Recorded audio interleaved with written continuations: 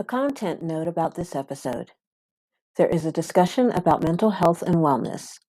Neither myself nor my guests are mental health professionals, but we work for a company called Happy, an app that can be used to receive emotional support and also used in conjunction with your regular mental health and wellness program.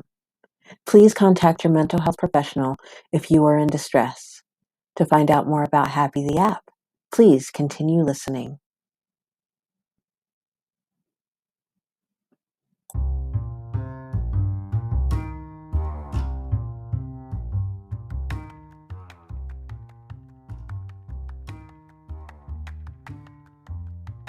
Welcome to another episode of Laundry and Other Mysteries, the podcast where we discuss how our guests do their laundry, what their life is like between loads, while offering tips for solving some common and uncommon laundry mysteries to our listeners. I'm your host, Desiree Hickson, also known as the Laundry Diva.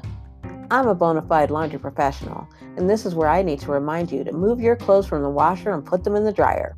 Pull up a cuppa and settle down with a crisp new episode of your favorite laundry podcast. If you know me in person or on the internet, you know that there are two things that I am very passionate about. I'm passionate about helping everyone get their laundry done, and I'm passionate about my work with Happy, the compassionate support app. A few months ago, I got to sit down and phone chat with my friend and the founder of Happy, Jeremy Fischbach, to discuss another segment being developed by Happy called Happy Music. So, if you're ready, let's get started.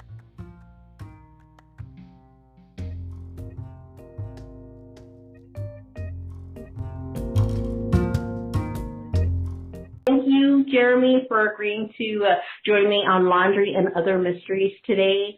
I am Desiree Hickson, also known as the Laundry Diva, and my guest today is Jeremy. Jeremy, please introduce yourself to my listeners. First of all, Des, it's an honor to be on. I'm Jeremy Fischbach, and I know you, Des, through a company I started a few years ago, Happy, that provides emotional support on demand from some of the most caring people in the country, one of whom is you. And an honor and pleasure to be able to join you in this conversation. Well, I'm glad that you agreed to come on with me. I've actually been stood up once, and so I'm still a little devastated about that. I'll never stand you up. I know, and I don't know if I'm allowed to say this, but of all my very first call was you, and so I always feel there's definitely a measure of pride there, and I am almost at my 500th call. I'm 5 away. Yeah, I was just looking up some of those stats, and you've taken a lot of calls, and I think you have a very high call rating too. And I know that you're very naturally compassionate and caring, but I know it also takes a lot of effort to be present with people and tuned into their story, to every detail, every word. And so I know you've put in a lot of time and also energy to this effort, and I'm very grateful, and I know many callers are too. Oh, thank you. Congratulations on nearing 500. That's remarkable. Thank you so much. But to be honest, it's so easy, and I think part of it is because I am like a history buff.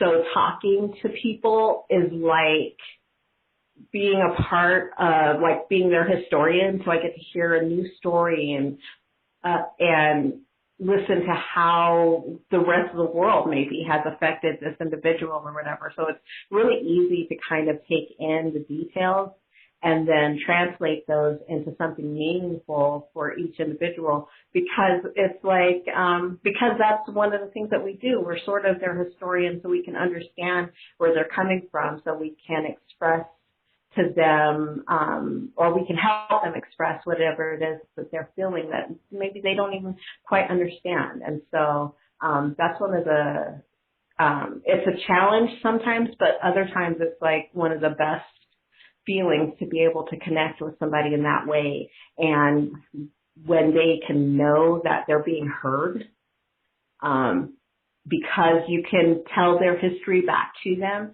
is just amazing. Just that what's the word I'm looking for? I want to say the spirit of how they feel their expression when they realize that they are being heard is just, it's amazing. It's amazing. It's just, I don't know. That's why I've been stuck on this job for what, 2.5, 3 years, and I can't think of doing anything else. Well, that's wonderful to hear. Yeah, I think you put it really well about your role as a historian, and it's similar to a couple different concepts that have resonated with me over the last few years as we think about this role of providing emotional support to someone. And one of them, as you know, is that we oftentimes will tell support givers that their role is to be a compassionate biographer. Yes. We want to hear people's stories, but not the way an investigative journalist might, more compassionate than that. Right. Another idea that has come up a bit is that I think to be a historian or a compassionate biographer, it's important to view people as being very interesting and having rich stories. And I guess the simplest way to put it for me is that I think people are museums. They're alive and dynamic, and in that way they're not, but they're museums in that they're filled with millions of stories and yeah, just the millions of details that make up a life. And I think if you view people that way, it makes you want to be a compassionate biographer, because you know that every encounter with another person is an opportunity to learn a lot of fascinating details about a person. And oddly, I think a lot of people in the world today don't have that conception at all. Yeah. And they view other people as, in a lot of different ways. But I think, not as living beings whose stories are rich and detailed and whose stories they really want to hear. So I love how you approach the endeavor of just human existence, which necessarily involves encountering a lot of other people. Yeah.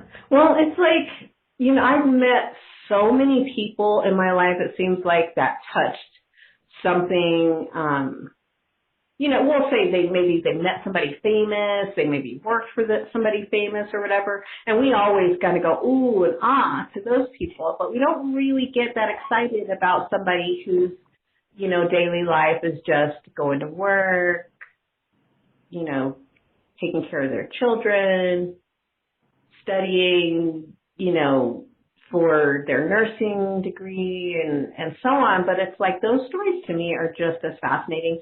Because one of the things I find in listening to people's stories, even though it may not seem like history to other people, is that you can find cautionary tales, silly things, but still, like how not to touch a burning pot, or how not to leave a 3-year-old unsupervised with a bottle of glue.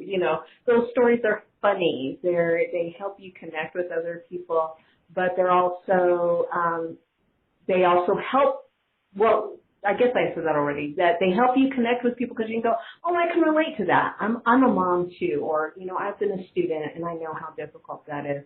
Or just, how people's stories can do like the 6 degrees of separation.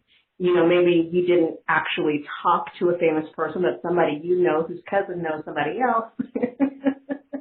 And when you hear those stories, those to me are just as interesting as, oh, I met, Michael Douglas in 93 or something.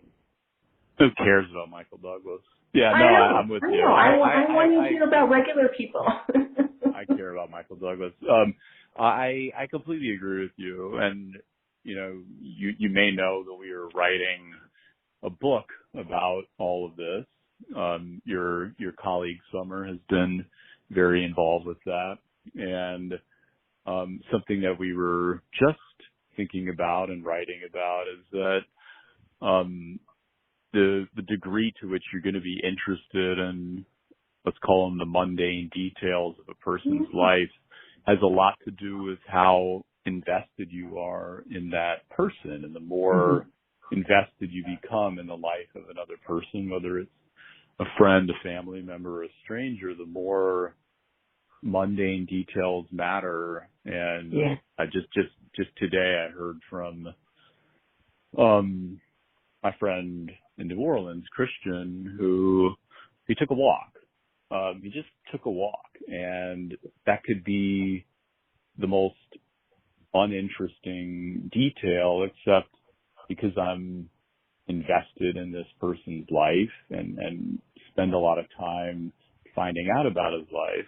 I'm aware that he's training to go on a Appalachian hike, just to get out of the city and to refresh, rejuvenate, and this is part of building up his endurance. And my birthday gift to him is helping to sponsor this trip. And so that walk is interesting to me. I'm interested in just where he is in his training. I'm interested because I know this is going to be a really emotionally, physically fulfilling adventure for him. Yeah. And so I'm totally in agreement with you.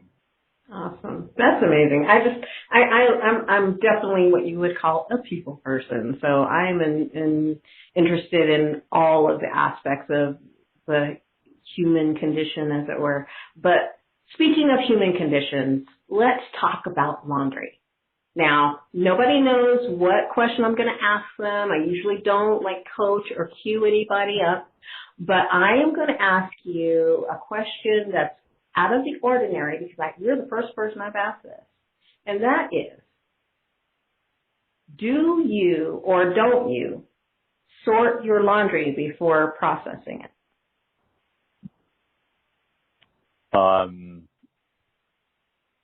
That's a good question.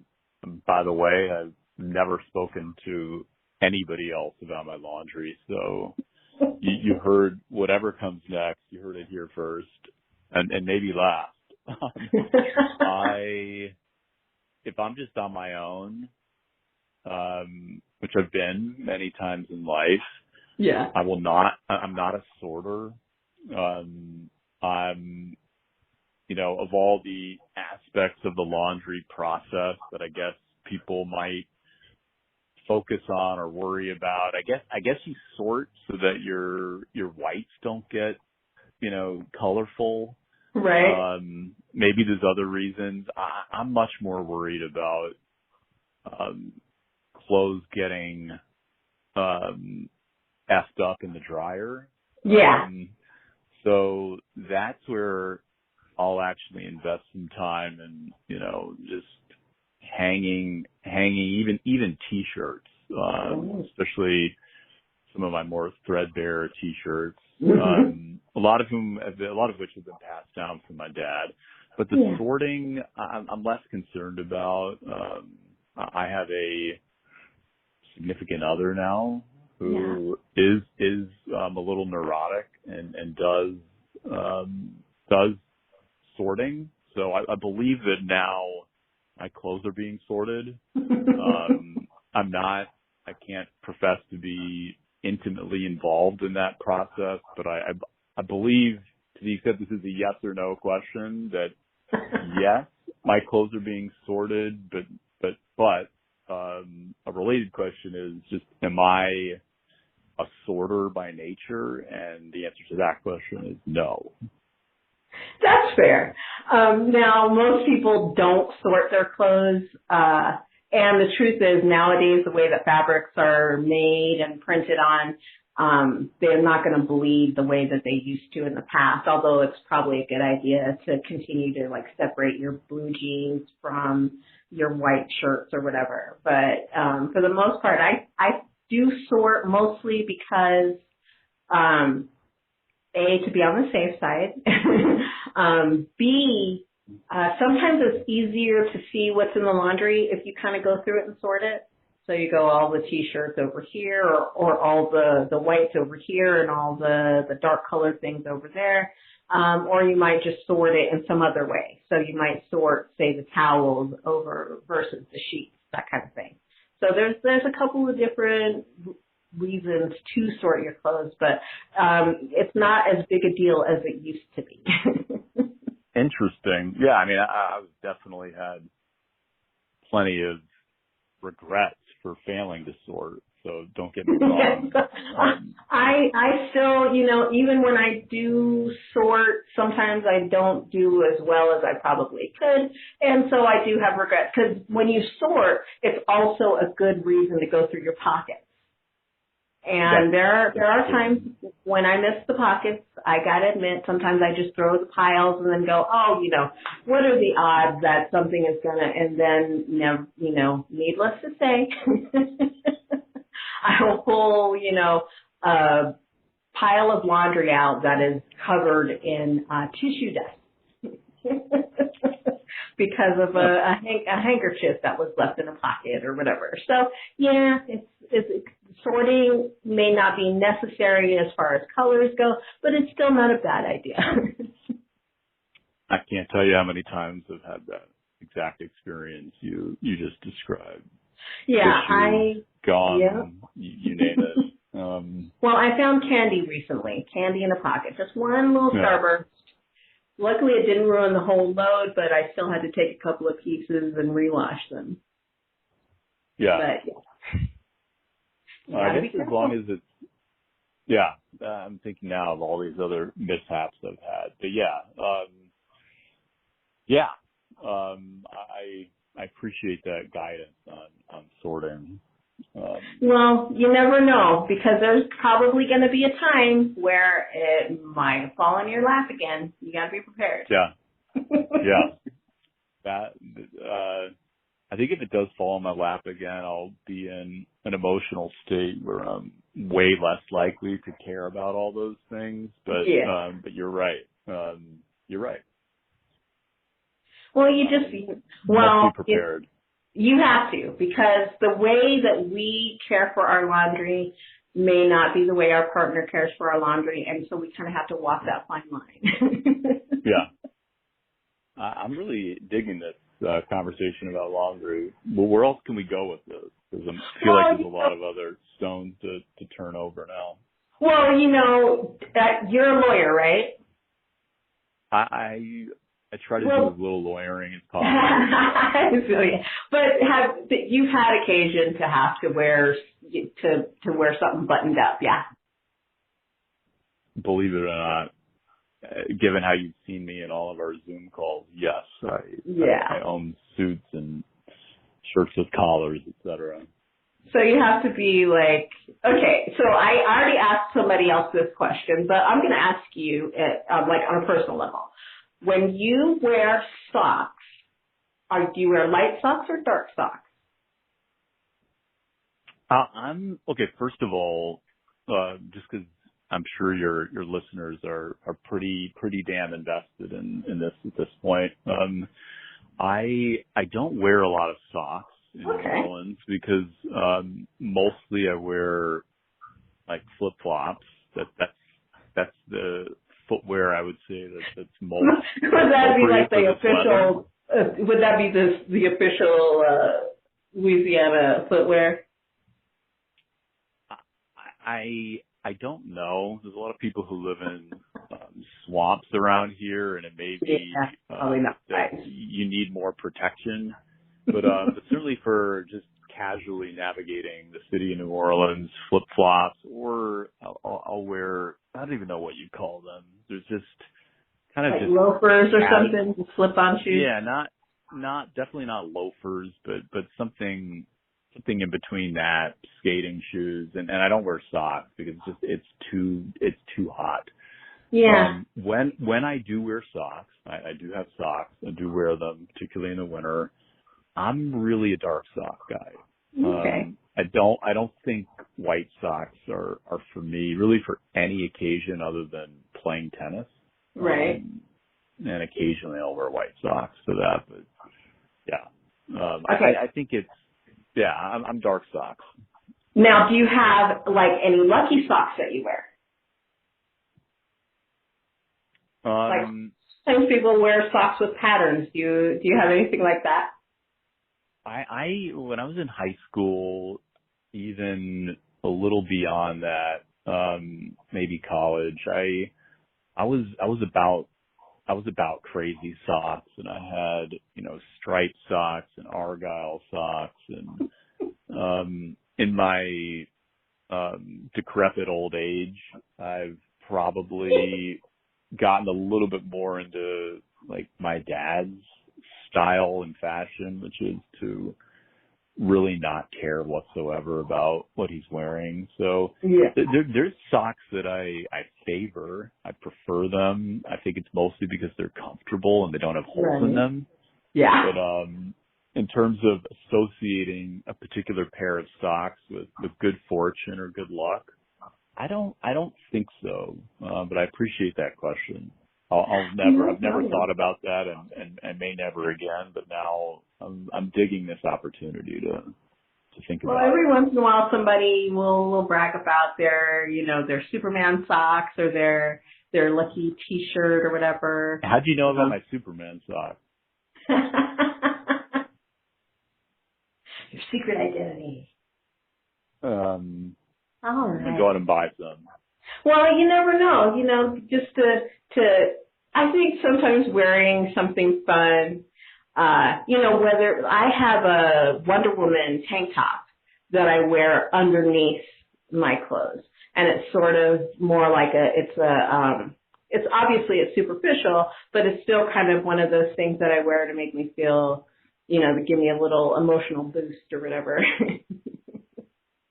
The Wonder Woman, and I'm getting it done, and I'm awesome, and so it's fun to know that I'm wearing it, even if nobody else does. So I understand about some people wanting to do that with their socks. I'm more of a plain sock type of person, but I do appreciate somebody who doesn't mind wearing something a little more colorful. I'm all about colorful. Yeah, I could see getting back into colorful socks at some point. Yeah, maybe this conversation will do it. You'll see but something also go. Living somewhere where socks are required would also. True, but I don't blame you. Even in Colorado, socks is like on the bottom of your list of things to wear when it's 97 degrees outside. Yeah. All right, so let's get into it. Today we're talking about, we talked a bit earlier about Happy the app, which is an emotional support app or compassionate listening app, depending on which side of the app you are. And but today we're going to talk about something that is also related to Happy, which is Happy music. And I would love for you to tell our listeners all about that, Jeremy. This is the first time I'll be describing it, Des. I've talked about it with internally, and I know you're aware of it. Yeah. But so it's hard to know where to begin. I guess. Well, what triggered the idea? Because I know the website Happy the Movement started talking to musicians, and so how was that idea born, and then how did it transition to Happy music? Yeah.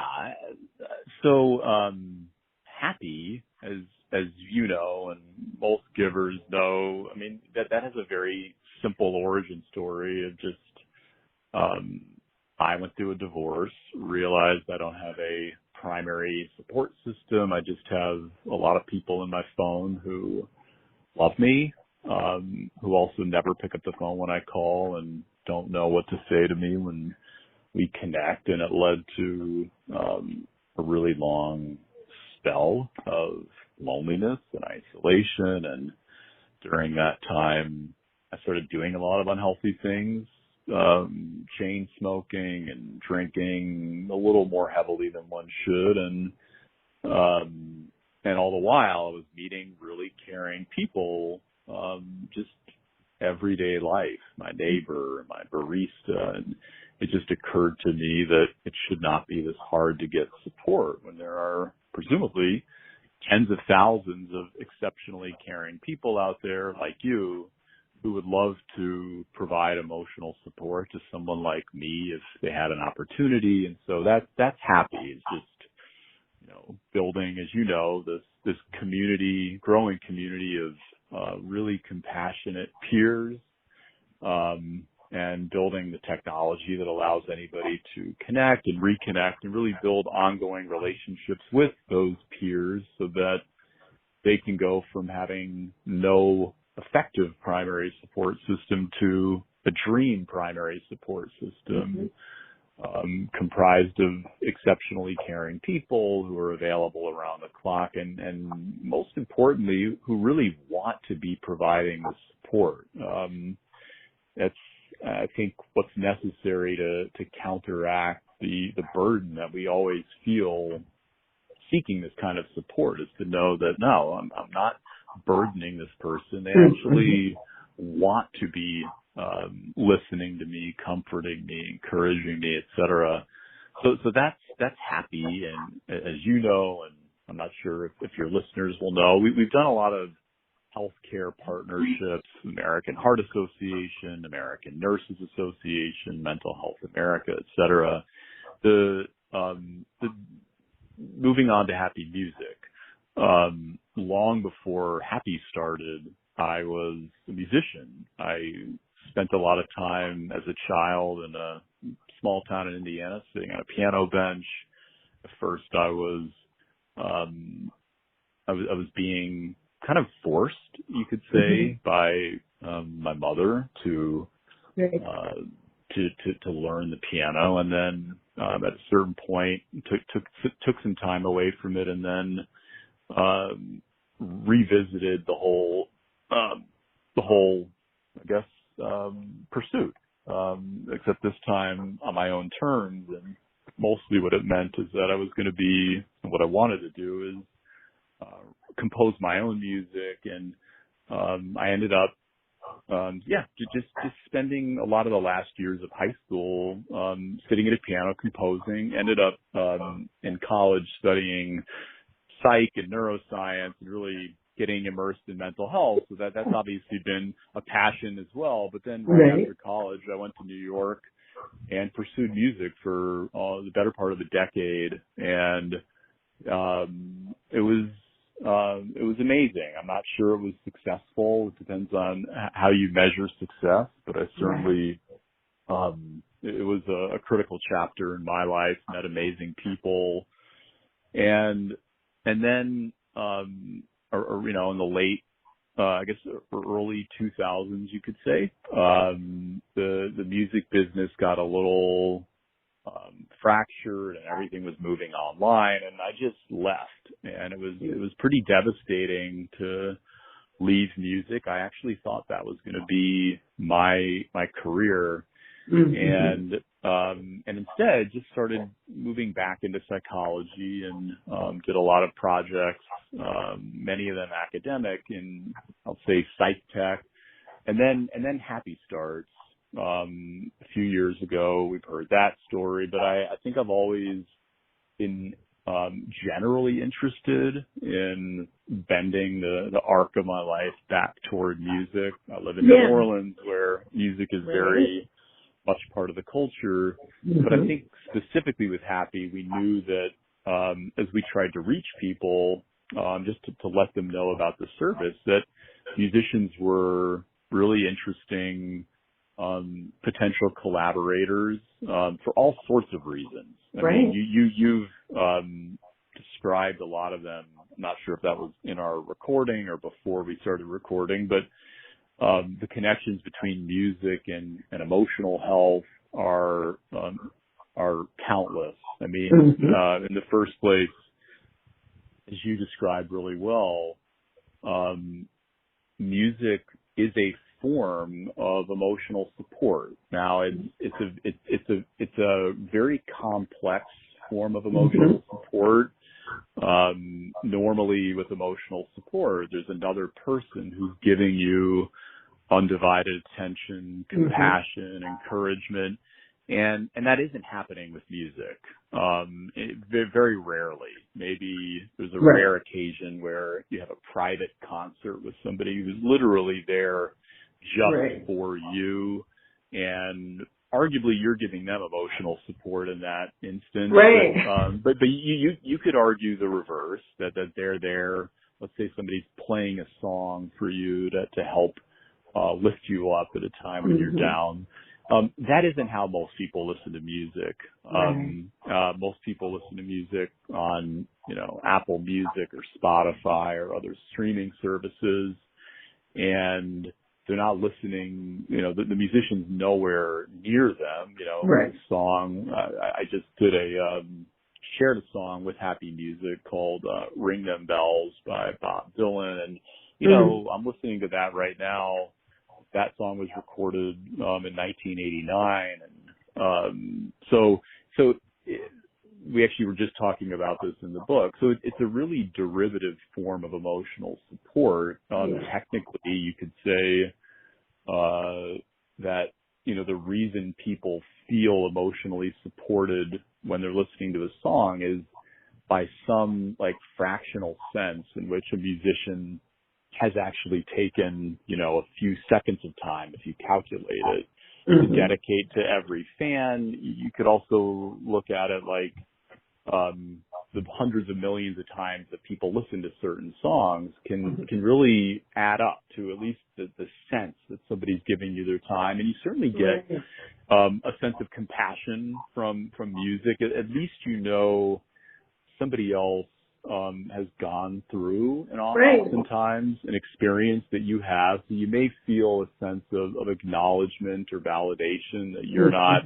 alone, even if you're never actually going to communicate with this person. Just knowing, I'm not crazy.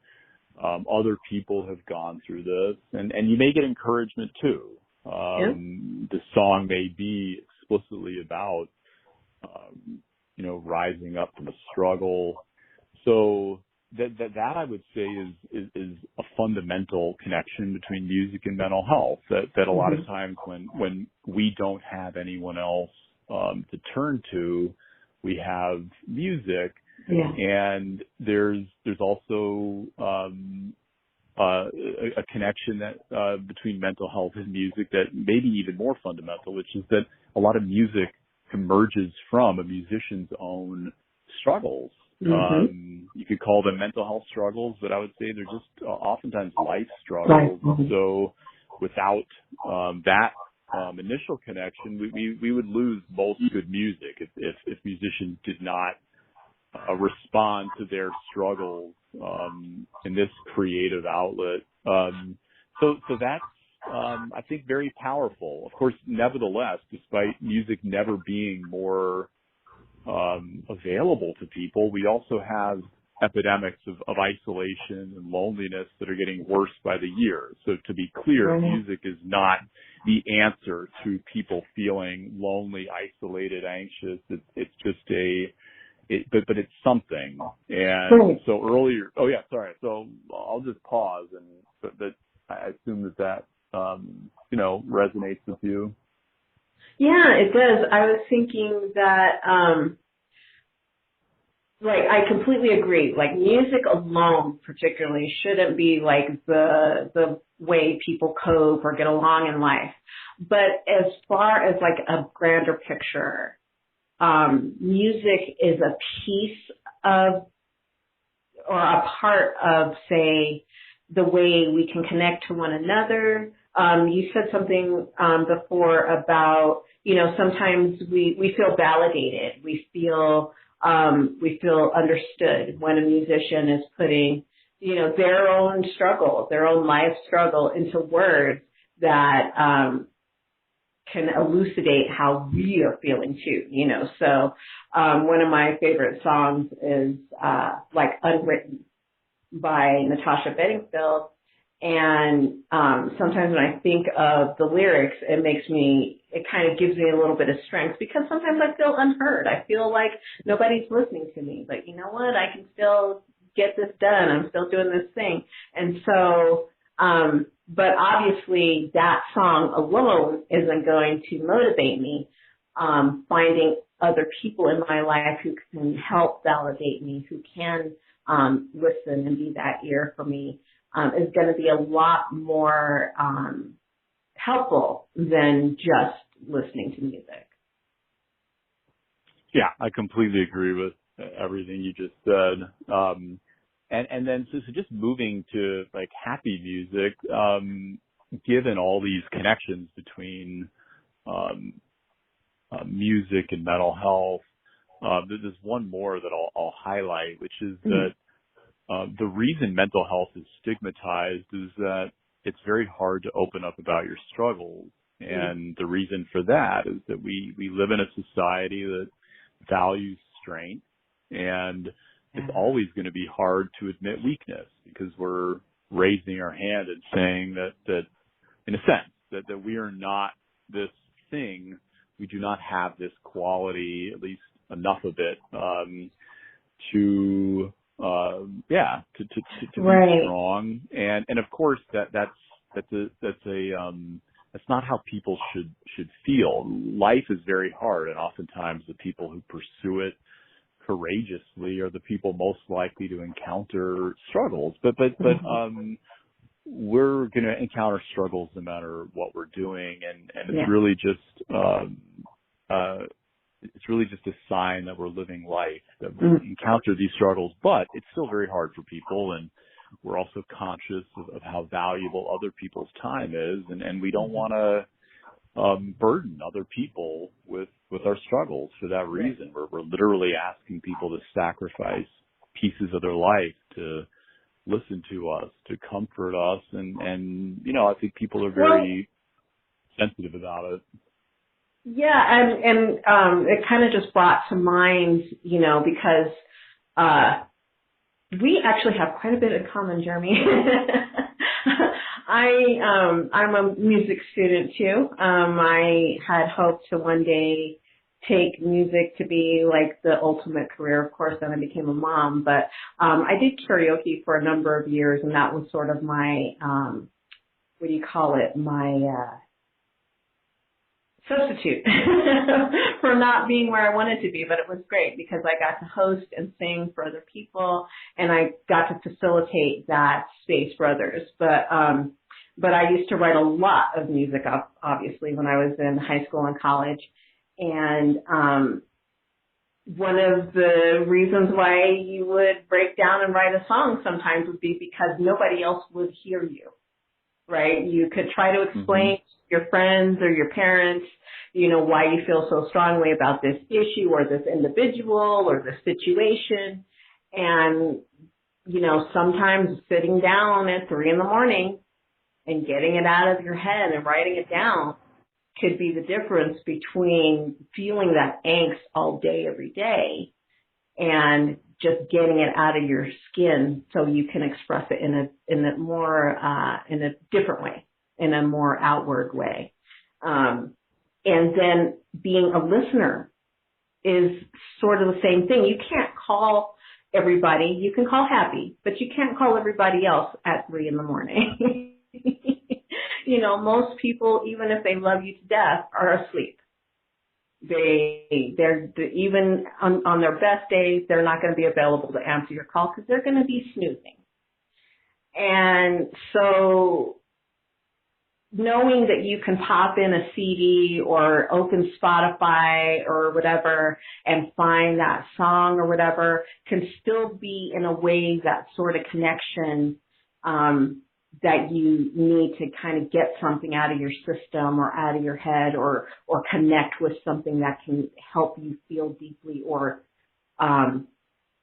compare with the feeling that you're currently having. I think in that way, that's how music in its way connects us all. Yeah.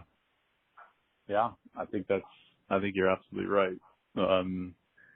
And yeah, totally agree with that. I think it's really how people get emotional support when they can't get it anywhere else. Yes.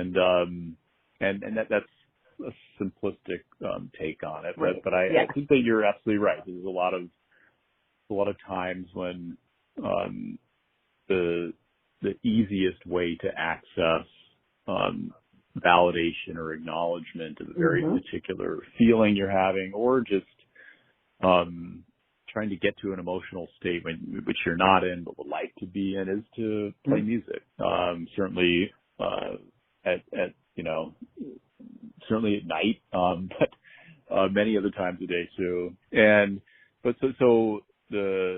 the thought earlier in the year when we really started working on Happy Music is that if we partner with musicians who have figured out how to open up about their struggles and really be revered for it, that we could give people not just the courage and the inspiration to open up about their struggles, but also a place to do that. When half the country's chronically lonely, isolated, it's not enough to inspire people to open up. You have to give them a place to do that, because many people would just say, okay, that's great. I'm inspired. Who exactly do you want me to talk to? Yeah. And really because of COVID-19, unfortunately, a lot of musicians have been sidelined, aren't touring, and many of them are in really difficult circumstances now. And so I say this with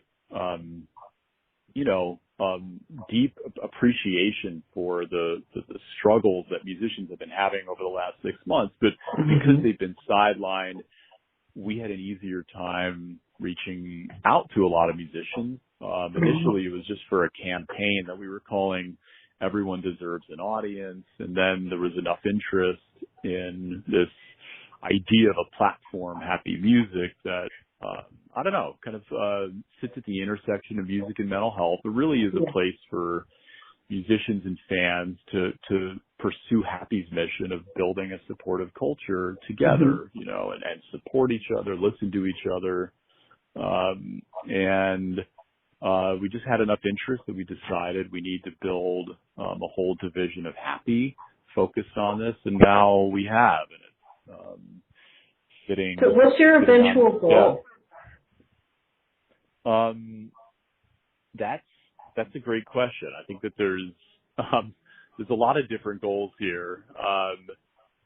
Specifically with respect to Happy, the goal is to make free and then really affordable support available to as many people as possible. And we think that a platform like Happy Music can help us do that. But we have goals beyond that are more focused on this larger mission of creating a more supportive culture, and specifically through one feature which you have already experienced, called Share Your Song, where people share, a 60 or 90 second video, or you can write this out, but a 60 or 90 second video of a struggle they've gone through and a song that helped them through it. I could imagine Happy Music being a whole new way of both sharing and discovering music, a new way of sharing music, because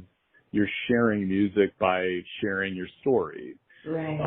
A new way of discovering music, because you're discovering new music by listening to other people's stories. And as you know, those are two core principles of Happy, are really teaching and inspiring people both to open up more fearlessly about what's happening with them, and also to listen to people much more attentively and compassionately. And so if we can do that through this music platform, then I'd be really excited about it. And it wouldn't be a Spotify or a Pandora or Apple or Amazon, where the idea is to pack as much music as possible into a single app, it would be a very different experience where there may be much less music, but you feel a lot more attached to the people in the community, and where every song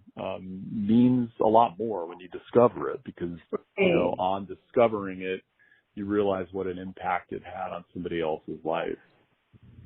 Yeah, I love that idea because it's, I don't know, it in a silly way, it reminded me of once somebody wrote a book, probably about 20 years ago now, about how to like choose a movie for your mood.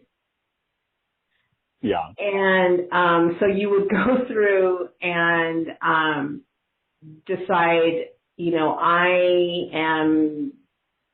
I'm feeling post-menstrual, and so you would go through this book, you'd look up post-menstrual, and then it would, recommend a movie like Thelma and Louise or whatever, and then you would go get your popcorn and you'd watch a movie recommended by this book. But I'm thinking, gosh, I'm feeling, kind of,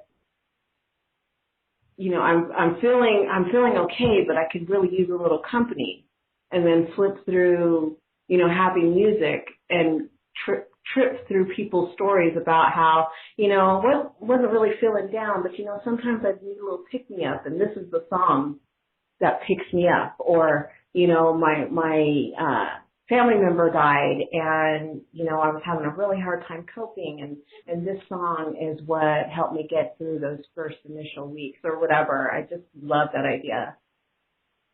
I love how you describe it, and I think that's spot on. And I also think that it's not, I wouldn't call it a head fake, because we're serious about having a music discovery platform. But I also like the idea of going to a music discovery platform that's actually about discovering people, and not that the music's incidental, but that I think that people will, and I love your idea, and it would be great to be able to, have that kind of a platform where you can really select with precision the emotional state that you want the music you're listening to reflect or embody or take you to, because you're not there. But in seeing the initial round of these share your song videos, what's also really interesting is that I would say they're equal parts. What makes them fulfilling is in equal parts the discovery of a person and the discovery of a song. And I think, and then you could naturally ask, well, not you and I, but one might ask, well, what do you get out of discovering people? And I think that just gets to the heart of happy. That I think if we're gonna rebuild bonds between people in this country, neighbors, people in different racial and ethnic backgrounds, religions, genders, sexual orientations, political parties. It's about just learning, listening to other people and other people's stories, and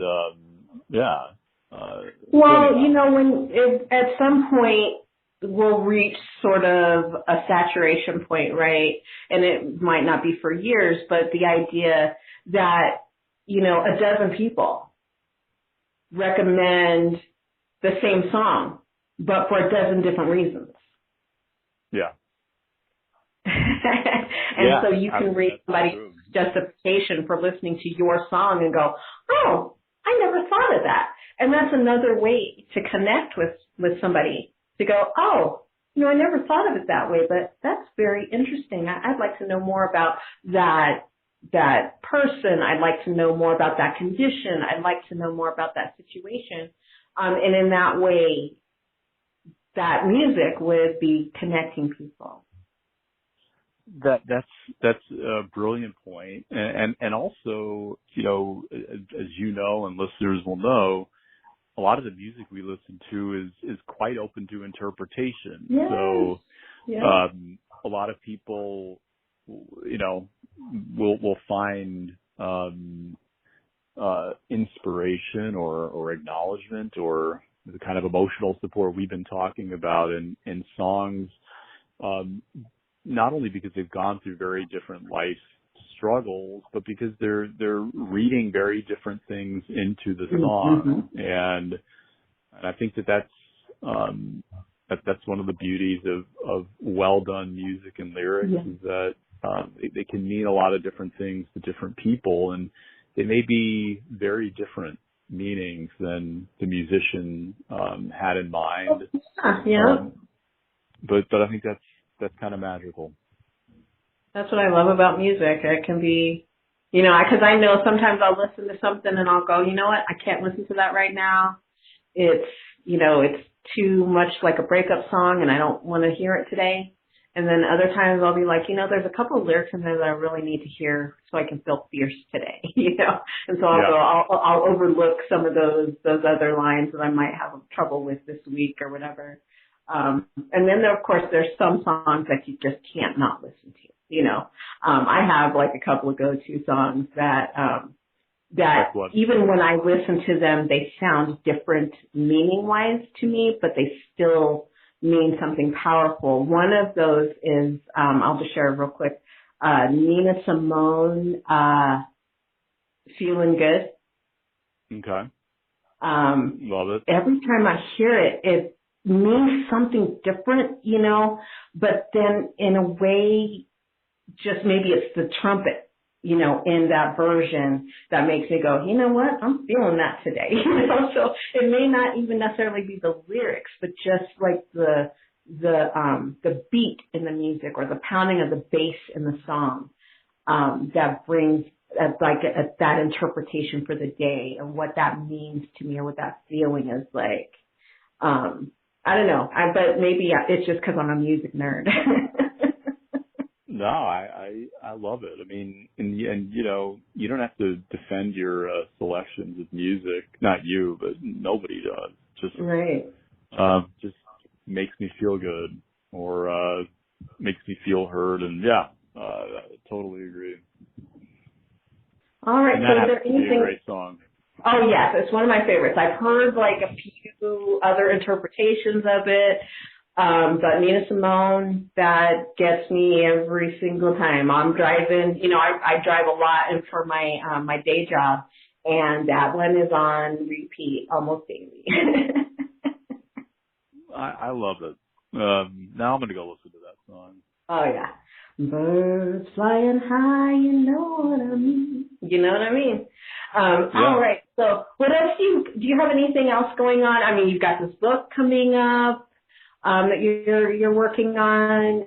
Of course, happy to app always.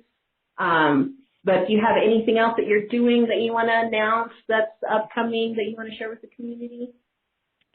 Other than sorting my laundry. Well, but before we leave Happy Music, I'll say that I'll give out a little call to action, which is for any listener who wants to be involved with this. You don't have to be a musician. Just somebody who listens to music. We invite you to share your song with us. You can send an email to fans, FANS, at happymusic.com, and just a 60 to 90 second video of a struggle you went through.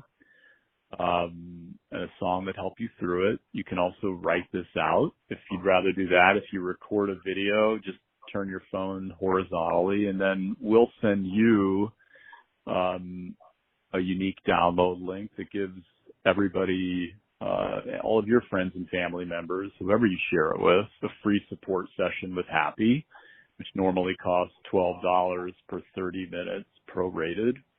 And depending on which musician you name, we will do everything we can to connect you in a live conversation with that musician. So obviously, if you're talking about, Billie Holiday or Bob Dylan. That may be difficult for different reasons, but certainly if you're talking about musicians who are alive today, I'll say there's a shot.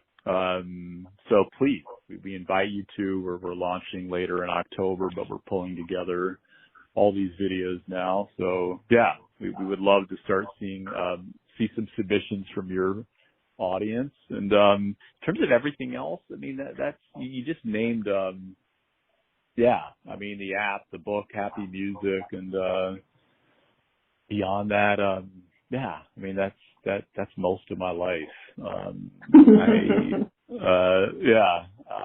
The next time I'm on, I'm sure there'll be something else, but for Absolutely. now, Constantly that's my focus. Yeah, and just staying sane. It's kind of a crazy time in the country, and your listeners may be aware of that.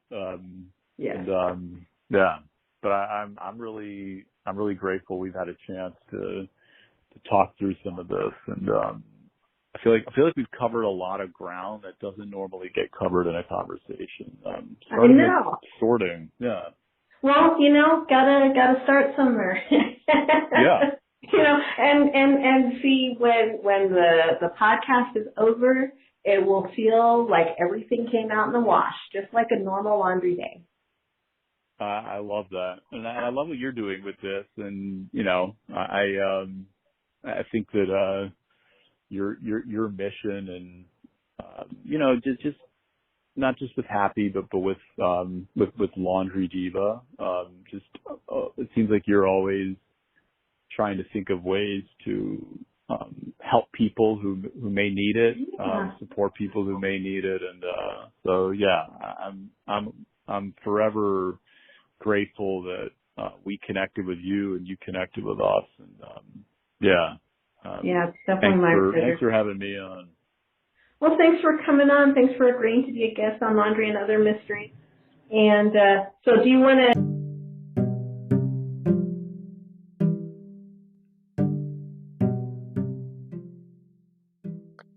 If you are enjoying this podcast and would love to share your own laundry tips and tricks, I would love to hear from you at coloradodiva@gmail.com, or visit our Facebook page and leave a comment at Laundry and Other Mysteries. You can even visit the links in the show notes and leave us an old-fashioned voicemail. Feel free to come clean about all your laundry issues.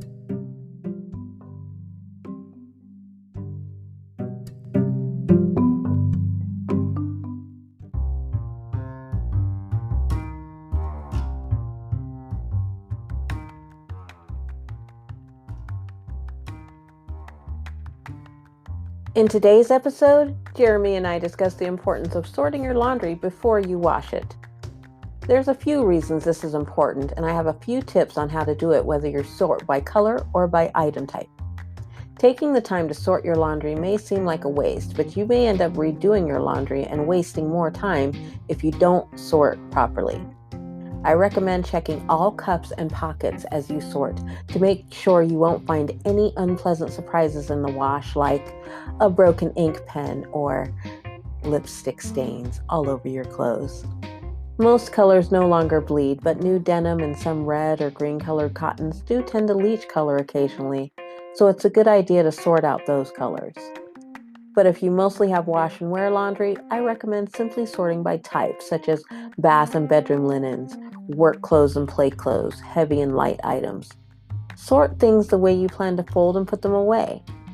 I don't care how you do it, but sort that laundry. I promise you won't regret it.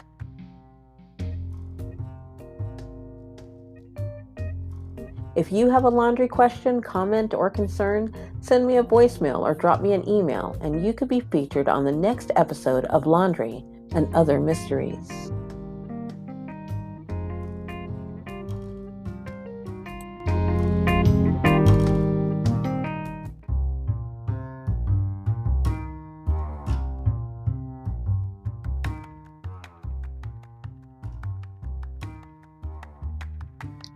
Thank you for listening to Laundry and Other Mysteries. Find us on your favorite podcast app and subscribe wherever you are listening to this episode. I'd like to send a shout out to my Patreon supporters. Thank you for your support, guys. And if you would like to support this podcast and become a regular patron, Visit us on patreon.com/Divas Laundry Service. For $5 a month, you can get access to exclusive naked and ad-free content and get a special shout out on a future episode. If you want to support this podcast for free, simply give us a 5-star rating or share a link to this episode with a comment on social media. You'll get a shout out in the next episode. In the meantime, be on the lookout for another episode of Laundry and Other Mysteries. But while you're waiting, do me a favor. Keep the suds at bay and put those clothes away.